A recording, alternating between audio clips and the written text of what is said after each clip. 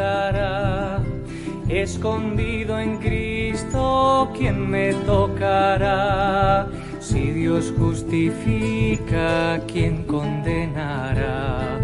Cristo por mí aboga, ¿quién me acusará? A los que a Dios aman, todo ayuda bien. Este es mi consuelo, esto es mi sostén. A los que a Dios aman, todo ayuda bien. Esto es mi consuelo, esto es mi sostén.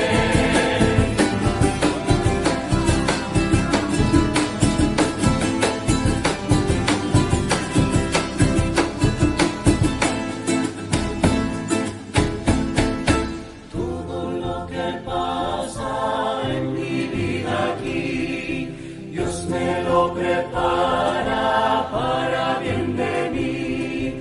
En mis pruebas duras, Dios es siempre fiel, porque puestas dudas yo descanso en Él. A los que a Dios aman, todo ayuda bien. Esto es mi consuelo, esto es mi sostén. A los que a Dios aman, todo ayuda bien. Esto es mi consuelo, esto es mi sostén.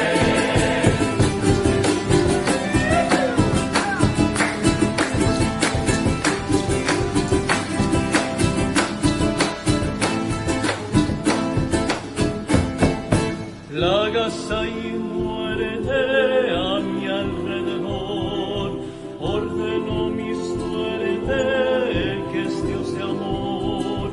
Ni una sola flecha me podrá dañar, si Él no lo permite, no me alcanzarán. A los que a Dios aman, todo ayuda bien. Este es mi consuelo, esto es mi sostén. A los que a Dios aman, todo ayuda bien. Este es mi consuelo, esto es mi sostén. Mi Dios es mi sostén. Lucas 6, versículos 27 al 36. Pero a vosotros los que oís os digo, amad a vuestros enemigos, haced bien a los que os aborrecen, bendecid a los que os maldicen y orad por los que os calumnian. Al que te hiera una mejilla, preséntale también la otra, y al que te quite la capa, ni aun la túnica le niegues. A cualquiera que te pida, dale, y al que tome lo que es tuyo, no pidas que te lo devuelva. Y como queréis que hagan los hombres con vosotros, así también haced vosotros con ellos. Porque si amáis a los que os aman, ¿qué mérito tenéis? Porque también los pecadores aman a los que los aman. Y si hacéis bien a los que os hacen bien, ¿qué mérito tenéis? Porque también los pecadores hacen lo mismo. Y si prestáis a aquellos de quienes esperáis recibir, ¿qué mérito tenéis? Porque también los pecadores prestan a los pecadores para recibir otro tanto. Amad pues a vuestros enemigos y haced bien y prestad, no esperando de ello nada, y será vuestro galardón grande y seréis hijos del Altísimo, porque Él es benigno para con los ingratos y malos. Sed pues misericordiosos, como también vuestro Padre es misericordioso. Amén. Lectura para esta tarde, Lucas 6, 27 al 36. Dice la palabra de Dios: pero a vosotros los que oís os digo, amad a vuestros enemigos, haced bien a los que aborrecen. Bendecid a vuestros maldicen y orad por los que os calumnian.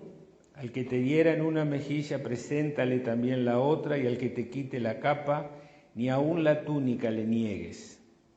A cualquiera que te pida, dale, y al que tome lo que es tuyo, no pidas que te lo devuelva. Y como queréis que hagan los hombres con vosotros, así también haced vosotros con ellos. Porque si amáis a los que os aman, ¿qué mérito tenéis? Porque también los pecadores Y si hacéis bien a los que os hacen bien, ¿qué méritos tenéis? Porque también los pecadores hacen lo mismo.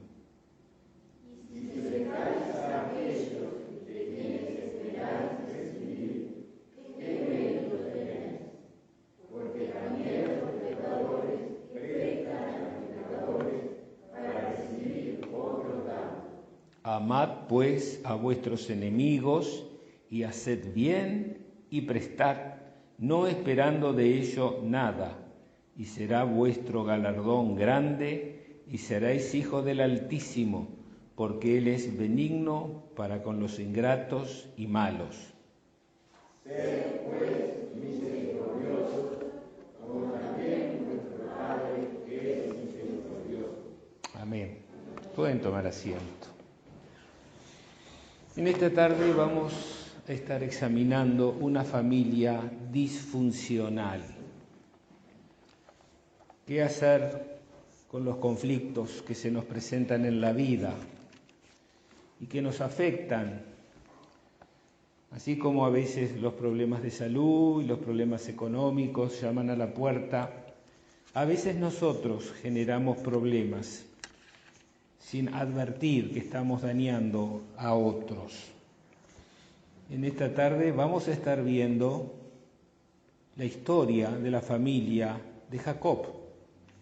Les invito a abrir sus Biblias en el Antiguo Testamento, en el primer libro del Antiguo Testamento, Génesis, capítulo 37, y vamos a ver allí en el versículo 2 y siguientes. Esta es la historia de la familia de Jacob. José, siendo de edad de 17 años, apacentaba las ovejas con sus hermanos.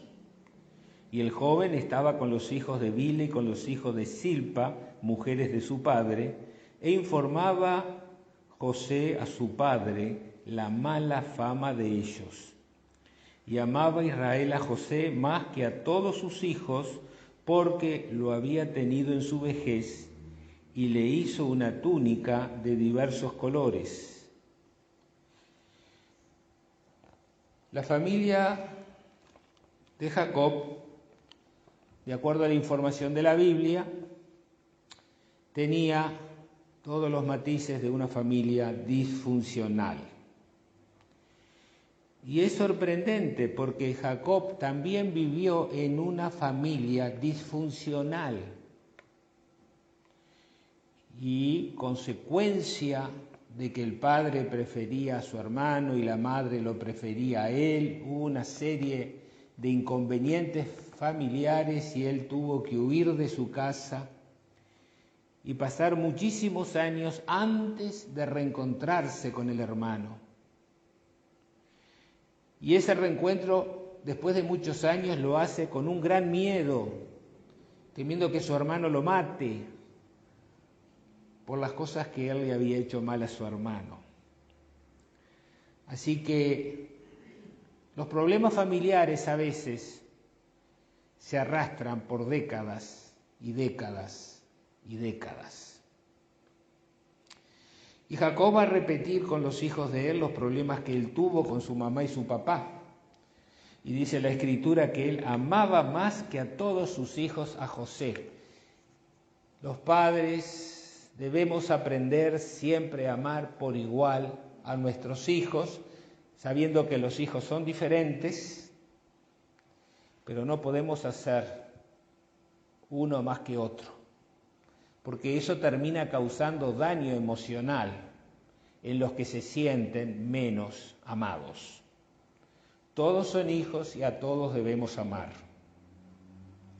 Acá se va a desarrollar una relación de gran tensión entre los hermanos como consecuencia de este comportamiento del padre. El padre es el que perjudica a todos sus hijos con esta conducta.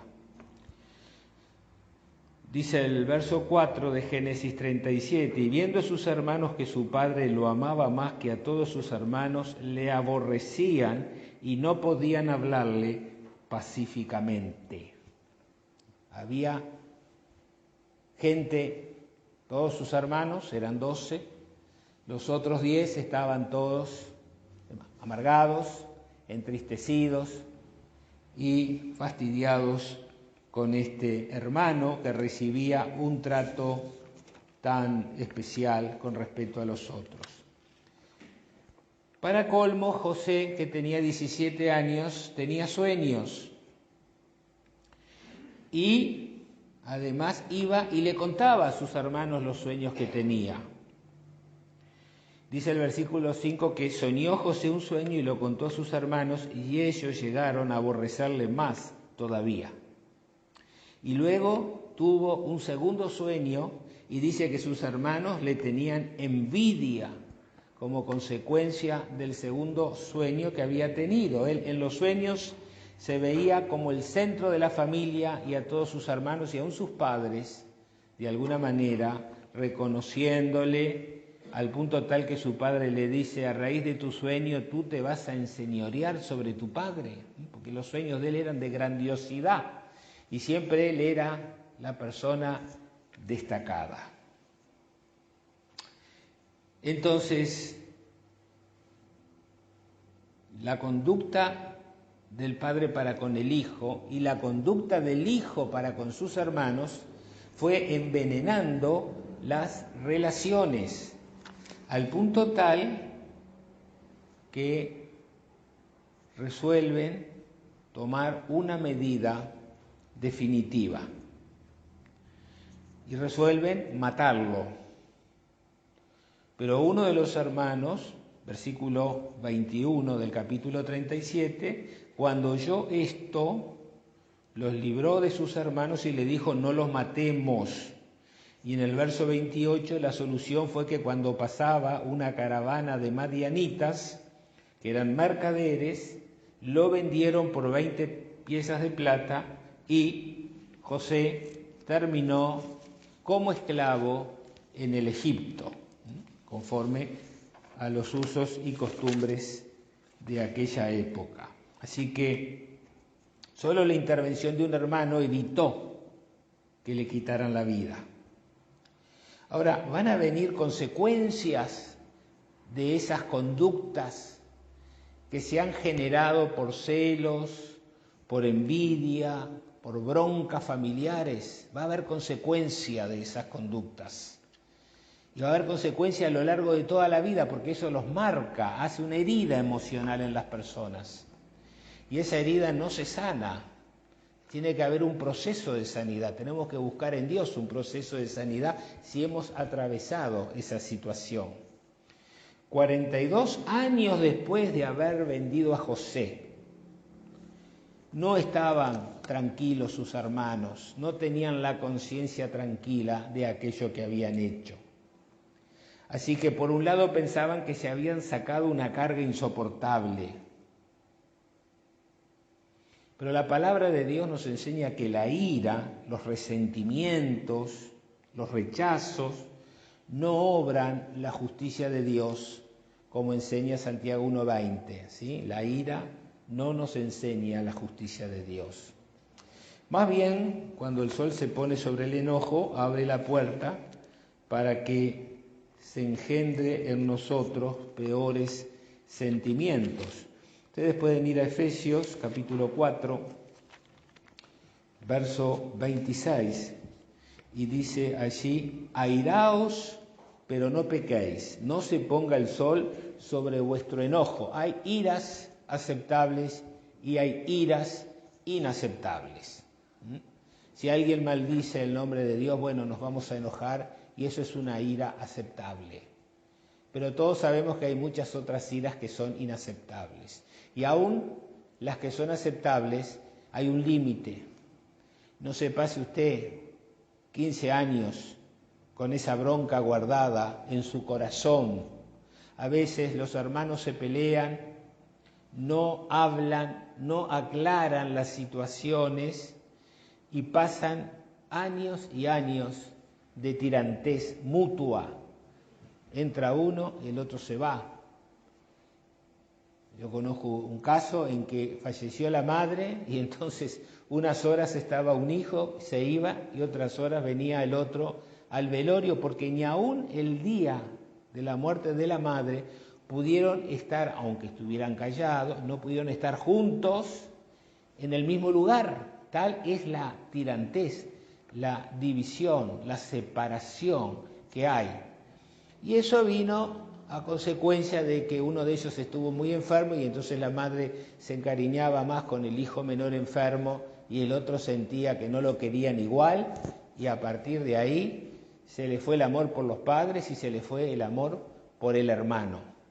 Y así se ha mantenido, ya van pisando los 60 años los dos, y desde la juventud hasta ahora se han mantenido así, de distantes y peleados. No se pueden ver, no se pueden hablar, no pueden estar en el mismo velorio juntos por esa tirantez de esa madre que prefirió más a uno que al otro. Muchas veces las madres, cuando tienen un hijo enfermo, bueno, se preocupan más por el que está debilitado y el otro siente que no le están dando el espacio, no le están dando el mismo cariño, la misma atención, y se vuelve muy enojado.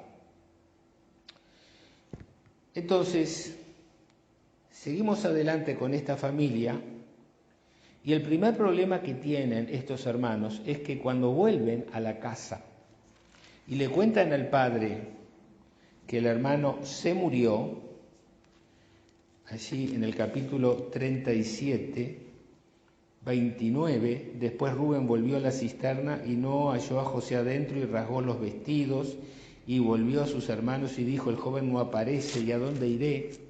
Entonces tomaron ellos la túnica de José y degollaron un cabrito de las cabras y tiñeron la túnica con sangre y enviaron la túnica de colores y la trajeron a su padre y dijeron: esto hemos hallado, reconoce ahora si es la túnica de tu hijo o no.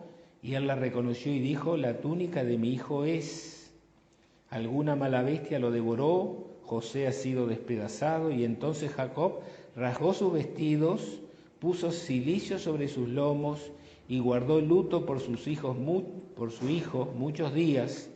Y se levantaron todos sus hijos y todas sus hijas para consolarlo, mas él no quiso recibir consuelo.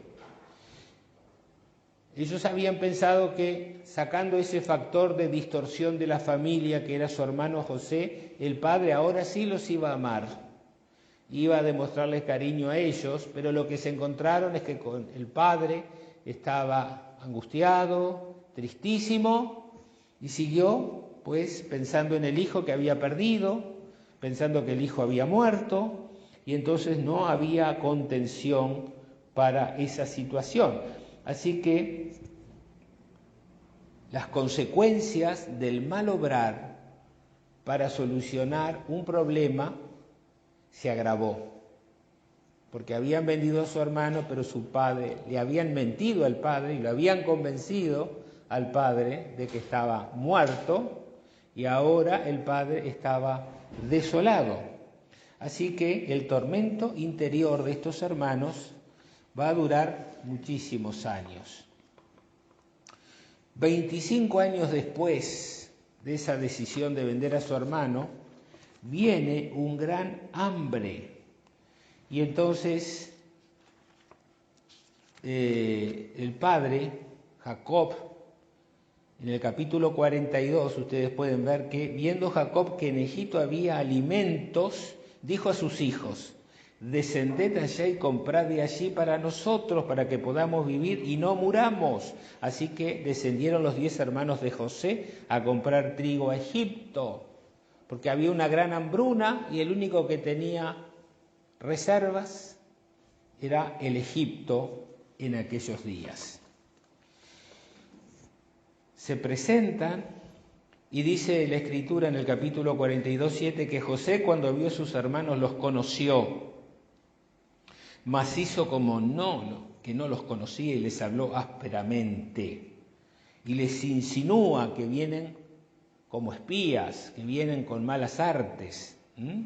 Entonces los mete en la cárcel 3 días y los escucha hablar. Y ellos hablaban entre ellos y decían en el verso 21 del capítulo 42, verdaderamente hemos pecado contra nuestros hermanos, pues vimos la angustia de su alma cuando nos rogaba y no lo escuchamos, por eso ha venido sobre nosotros esta angustia. Todo vuelve, Entonces ahora empiezan a sufrir, recordando el daño que le habían hecho a su hermano.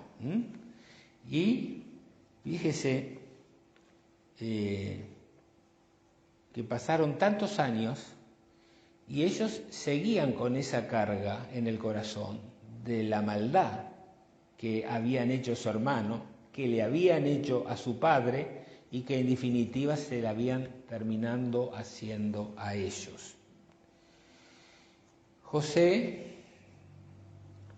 no los trata de destruir en ningún momento, ¿sí?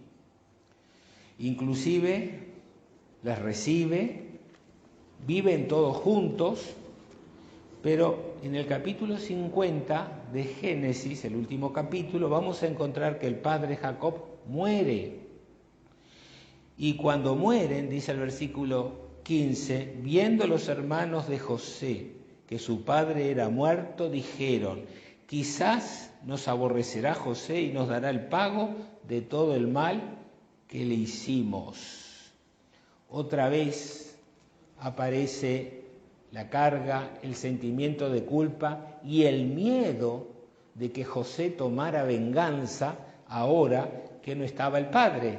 Muchas veces vemos en la vida cotidiana que algunos hermanos, digamos que soportan, entre comillas, a otros por respeto a los padres, pero cuando no están los padres se desata la guerra entre los hermanos y puede ser muy feroz. Así que esa era la situación que había. ¿Por qué llegaron después de tantísimos años a esa situación de miedo, de preocupación, de insatisfacción? Porque no habían resuelto el espíritu de venganza por el cual vendieron a su hermano José. Y pasaban los años y ese tema no se resolvía en el corazón de sus hermanos. A pesar de que José, desde que toma contacto con ellos hasta que muere su padre, en todo momento le está dando muestras de que no era un vengador, de que realmente los estimaba, los apreciaba a pesar de lo que le habían hecho.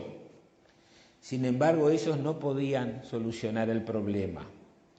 Toda la vida de ellos fue una vida mal gastada por no haber abierto sus corazones a una obra sanadora de Dios. Y a veces le pasa a los cristianos. Hay cristianos que se pelean con otro cristiano y no se toleran y no se hablan y no pueden estar juntos sirviendo al Señor porque ninguno de los dos ha sido sanado en su corazón de ese roce, de esa discusión, de ese malentendido que se ha desatado entre ellos. En ese proceso, ustedes les invito a ir a Génesis 39, 2.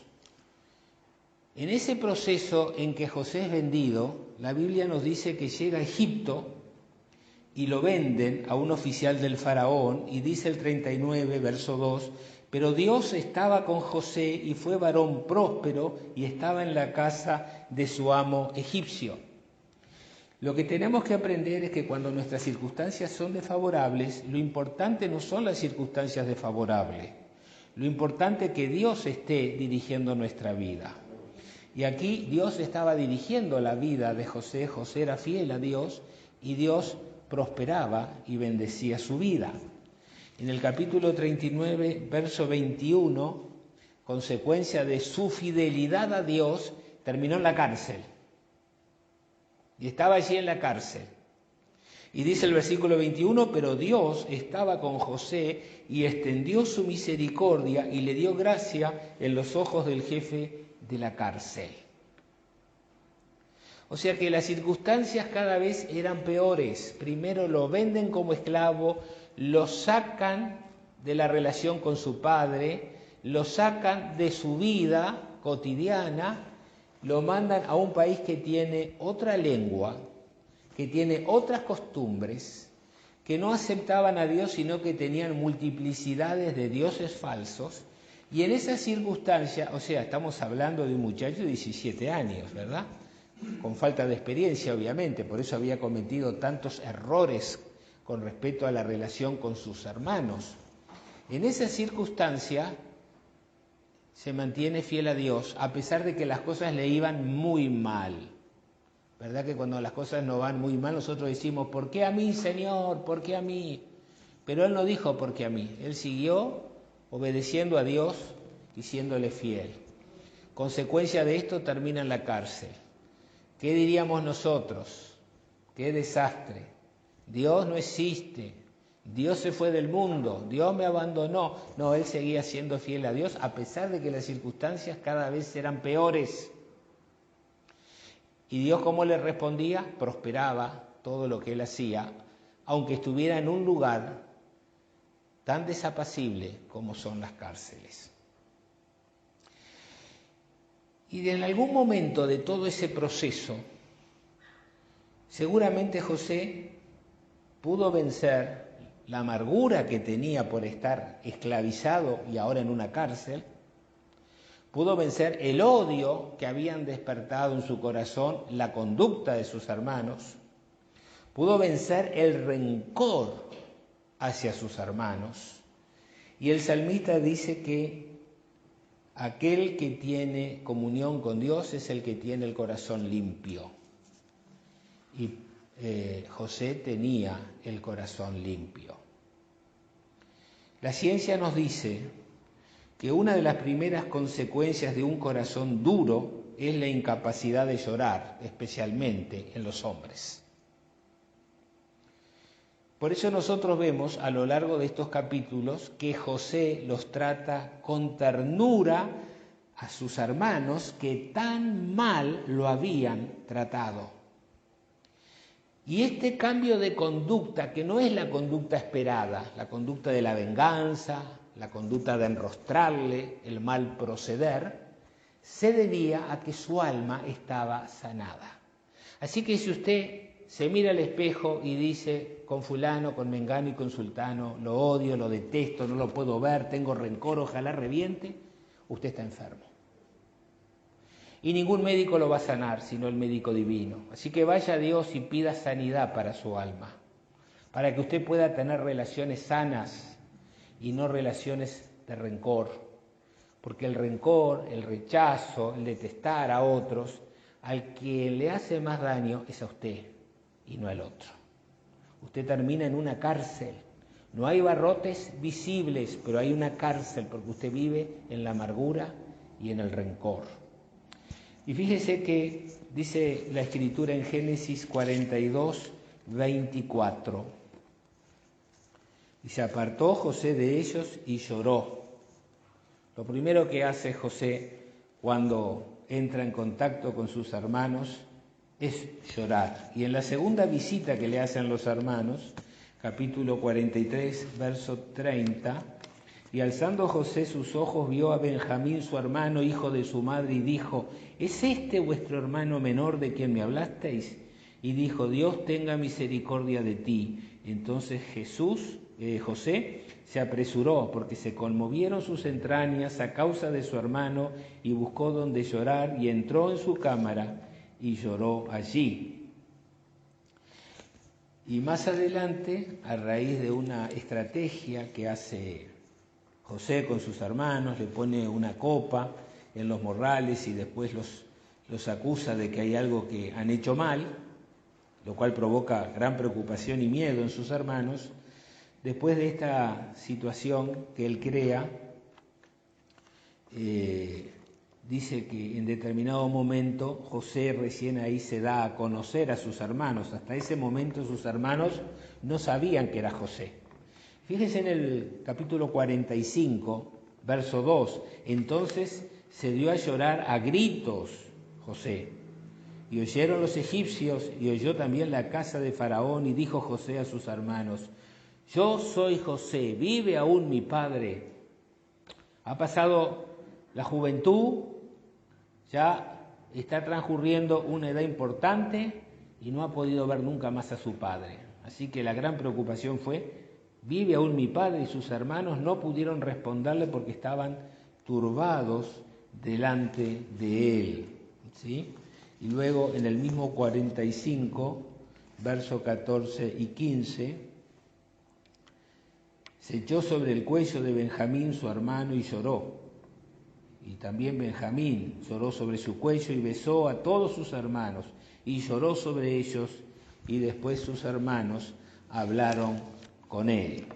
De manera que el encuentro fue muy emotivo, hermanos que no se veían muchísimos años, pero el que en todas las ocasiones lloraba era José, porque les había extrañado, porque les amaba a pesar de lo que había sufrido y de lo que estaba pasando. ¿Qué vemos acá en esta historia que nos puede ser de ayuda a nosotros en nuestros días?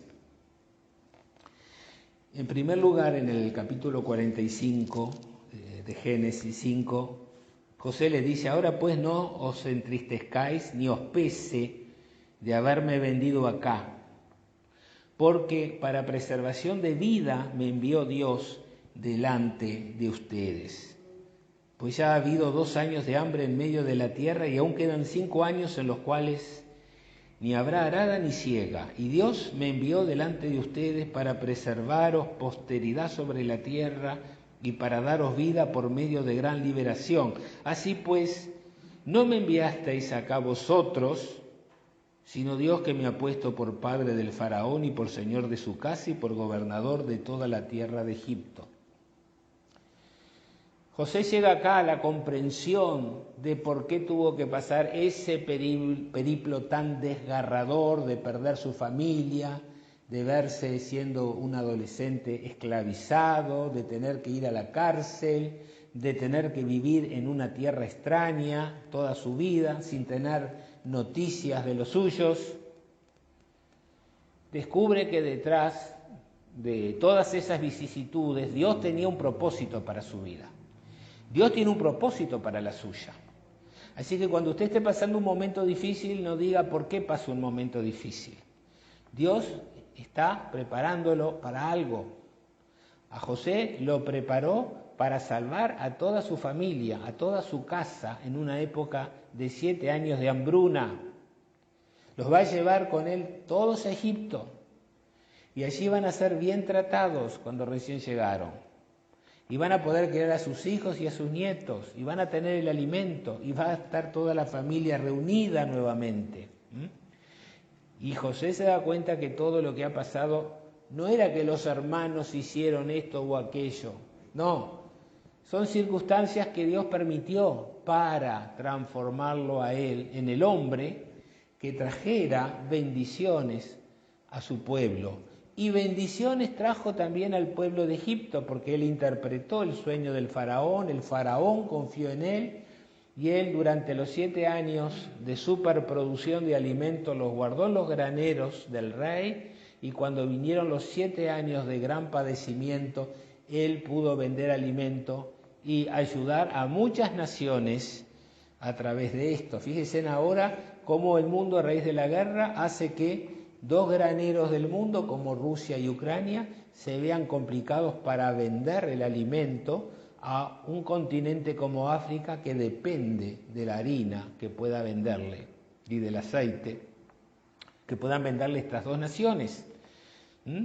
Entonces, cuando el hambre nos toca, nos olvidamos del celular, de la computadora y de la luz eléctrica, porque el hambre es algo vital y nos damos cuenta cuánto dependemos de la tierra, cuánto dependemos que salga el sol sobre justos e injustos y llueva sobre justos e injustos, y nos damos cuenta una vez más que Dios es el que nos da a todos aliento y respiración, y que si no fuera por el Señor no estaríamos en pie aquí.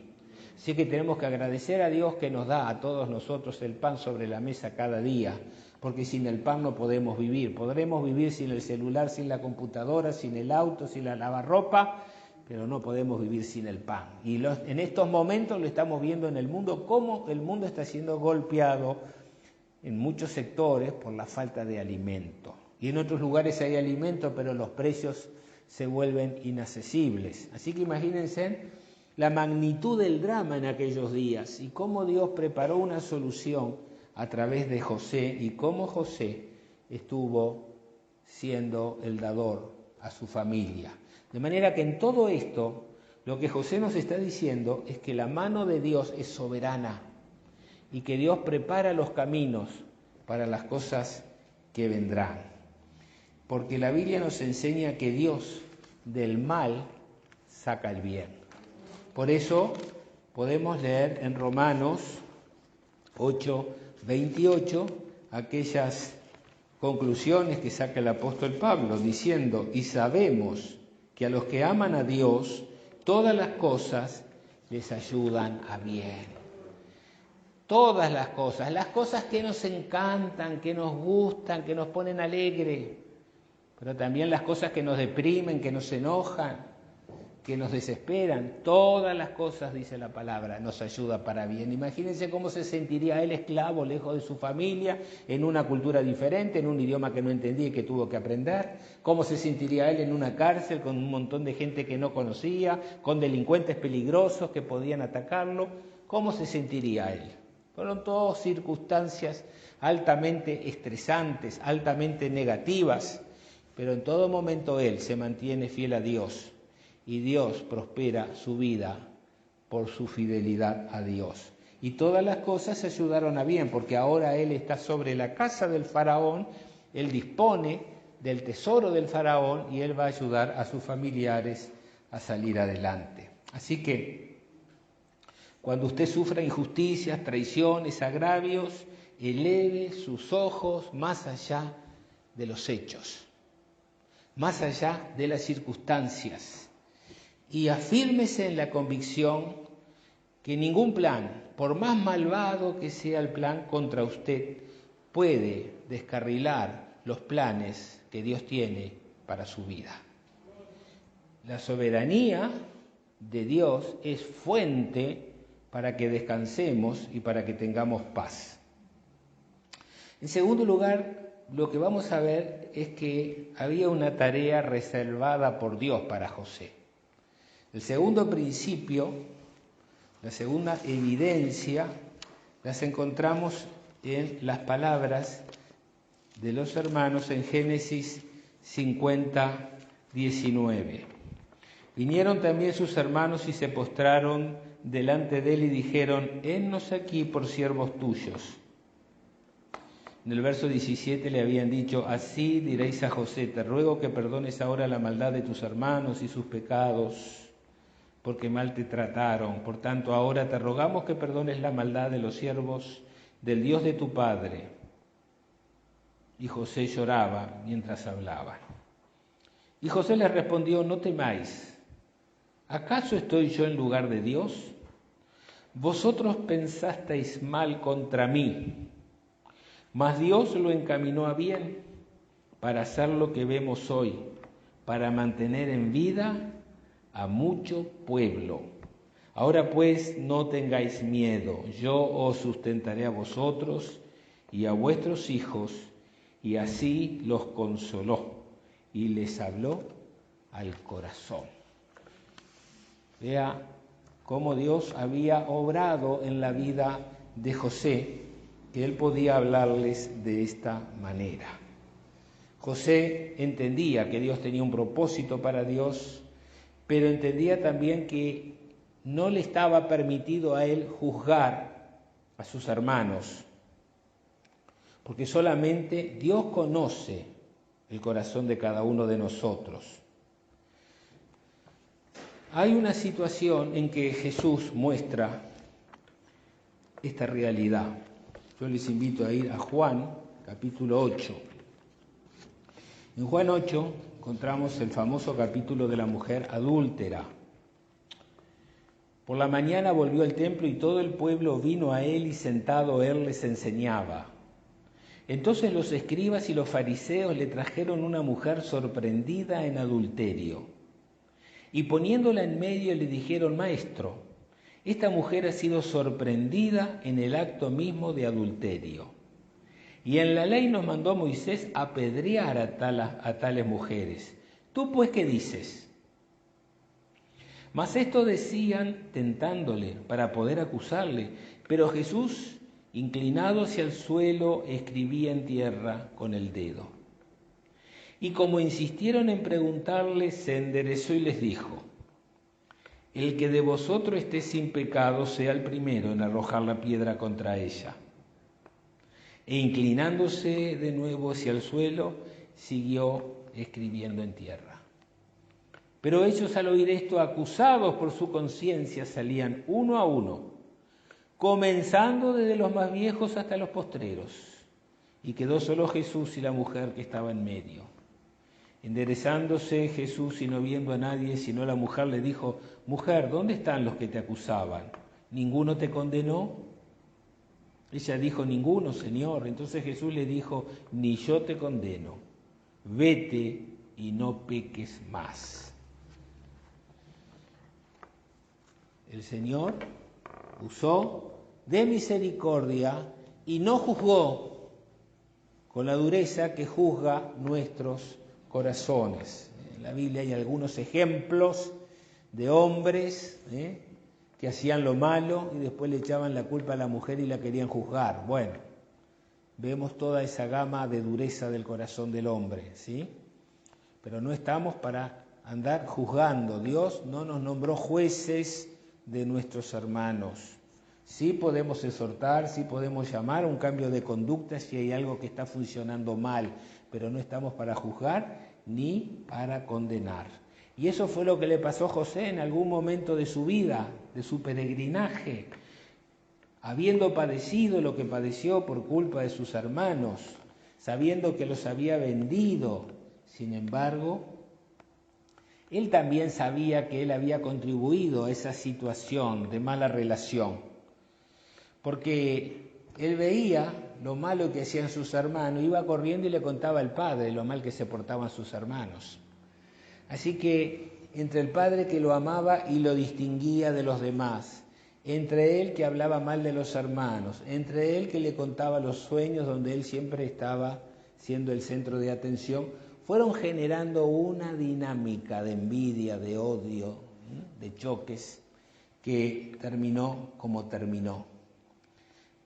Nosotros somos seres frágiles y por tanto no tenemos una justa perspectiva de los demás. Por eso estamos llamados a no estar criticando y murmurando de otros. La Escritura nos habla de eso. En Efesios 4:32 nos dice cómo tenemos que ser con nuestro hermano en Cristo. Antes, sed bondadosos unos con otros, misericordiosos, perdonándoos unos a otros como Dios también os perdonó a vosotros en Cristo. Así que si usted tiene algo contra su hermano, vaya, hable con su hermano, con su hermana, haga las paces, aclare la situación, pero no viva toda la vida con esa carga de rencor, de envidia, de rechazo, porque no trae prosperidad a su vida ni a la de ninguno. En tercer lugar, hay una responsabilidad confiada a los hijos. El tercer principio que ayudó a la restauración es la convicción de que la mejor manera que tenemos para vencer el mal que nos hagan es obrando el bien. En Romanos nos habla de los deberes cristianos, capítulo 12, Romanos 12, 21, dice: no seas vencido de lo malo, sino vence con el bien al mal. Me hizo una, lo espero y le hago el doble. Muchas veces ese es el pensamiento del mundo. Ojo por ojo y diente por diente. Reventalo, crucificalo, partilo al medio. No te dejes ganar por el mal que te han hecho, por la bronca, por el resentimiento. Vence con el bien. Podemos ser vencedores si hacemos el bien a aquellos que nos hacen mal. Y eso es así. Dios lo enseña porque eso funciona en las relaciones humanas. Y eso cura y sana los corazones enfermos. Y el primero que va a ser sanado es usted si tiene bronca con alguien. Porque para ser sanado usted tiene que hacer el bien a aquel que le hace el mal. José, frente al temor de sus hermanos, los animó y los consoló y les dijo: los voy a ayudar a ustedes y a sus hijos. No esperen el mal de mí, esperen siempre el bien. Pablo dice allí en Romanos 12:20: así que si tu enemigo tuviere hambre, dale de comer. Si tuviere sed, dale de vivir. Pues haciendo esto, ascuas de fuego amontonarás sobre su cabeza. Así que ninguna obra desactiva tan eficazmente los sentimientos del odio y del rencor hacia quienes nos ofenden, nos agravian, nos destratan, como bendecirlo por medio de acciones concretas. Cuando usted va y hace, las cosas cambian. Cuentan mis mayores que mi abuelo peleó en la famosa guerra del 4 y cae prisionero de un jefe colorado. Y el jefe colorado ordenó que lo estaquearan. Y el método de la muerte en aquellos tiempos era que a usted lo estaqueaban y lo dejaban al sol hasta que usted reventaba. Así que van los pobladores del lugar y le dicen al jefe militar colorado: mire que fulanito de tal fue el único que enterró a su madre cuando murió, le hizo el cajón y la enterró. Tocado el jefe, le dice: desátelo, sáquelo de esa situación, lo sube a un caballo y, de acuerdo a los códigos de la época, lo acerca de nuevo a las filas para que siguiera combatiendo. Cuando usted hace algo favorable al otro, el otro se va a sentir, por muy malvado que sea, se va a sentir tocado. Mire usted la historia de Nabucodonosor, cuántas veces se enfurecía y se ensoberbecía como rey. Y Daniel le daba la respuesta que Dios le traía a su mente, y el rey reconocía que el único soberano era Dios, porque Daniel traía buenas cosas a una mente repróbada y vengativa como el rey de Nabucodonosor. Siempre debemos ofrecer lo mejor. El ofrecer la otra mejilla no es pégueme aquí, pégueme allá. Lo que encierra el entregar la otra mejilla es que yo le voy a hacer el bien, aunque él me ha hecho el mal. En la guerra de Corea del Norte contra Corea del Sur, muchas familias cristianas fueron asesinadas dentro de las iglesias por las fuerzas del Ejército del Norte. Y un gran creyente de Corea del Norte vio cómo mataban a toda su familia en la puerta de la iglesia, y él, apenas herido, logró salvarse, pero años después el asesino de su familia murió y quedó su hijo desamparado, y este hombre adoptó al hijo de su enemigo, lo cuidó, lo alimentó, lo educó, a pesar de que tenía todas las razones del mundo para no mirarle el rostro. Este hombre era cristiano y demostró su amor por Cristo en acción y se hizo cargo del hijo de su enemigo. Así que nosotros, todas las oportunidades que tengamos de hacer el bien, no nos cansemos de hacer el bien. Y en esto nos pareceremos a Cristo, que no tuvo en cuenta los vituperios, no tuvo en cuenta los insultos, no tuvo en cuenta las amenazas, no tuvo en cuenta las intenciones de quitarle la vida. Porque aún desde la cruz miró a aquellos que lo ejecutaron y les regaló su perdón. Padre, no tomes en cuenta lo que han hecho. Y como Cristo nos dio ejemplo, pues nosotros sigamos el ejemplo de Jesucristo. Oh, qué amigo nos es Cristo. Él llevó nuestro dolor y nos manda que llevemos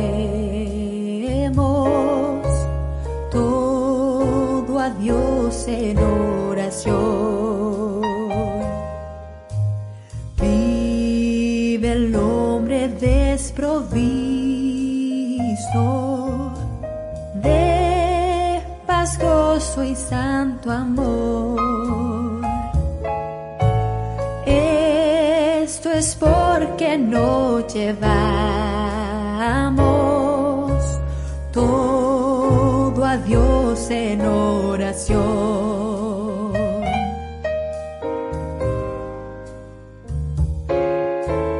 Vives débil y cargado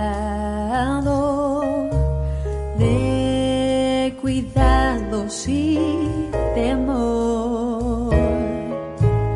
A Jesús, refugio eterno, dile todo en oración. Te desprecian tus amigos, cuéntaselo en oración. En sus brazos de amor tierno, paz tendrá tu corazón.